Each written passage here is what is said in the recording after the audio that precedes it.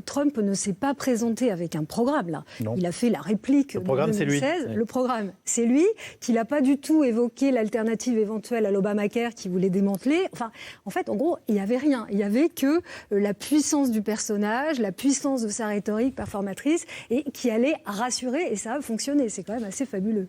Oui, il y a quelque chose qu'on oublie un petit peu, c'est qu'il a été aussi l'incarnation de certaines valeurs, comme l'anti-avortement, par exemple, les valeurs religieuses, qui lui ont valu quand même le soutien des évangélistes, et c'est pas rien. C'est quand même 20% à peu près de la population américaine, et le soutien aussi, comme vous le disiez, d'hispaniques, qui, malgré les injures et tout ce qu'ils ont pu subir, sont contre l'avortement, sont pour que la religion soit enseignée, etc.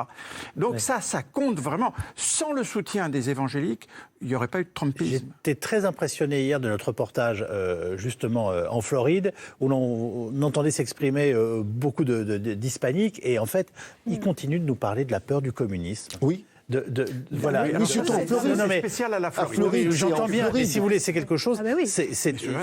Comme leurs familles l'ont connu, ils sont fondés à nous dire des choses. Vous comprenez ce que je veux dire? Mais j'ai trouvé ça, en effet, encore très présent, et notamment chez les gens jeunes, d'une trentaine d'années, qui continuent d'être... voilà, le Venezuela, Cuba, ça reste une horreur. Mais le même mot socialisme est presque synonyme de communisme là-bas. Socialisme chez eux, c'est effectivement... Oui.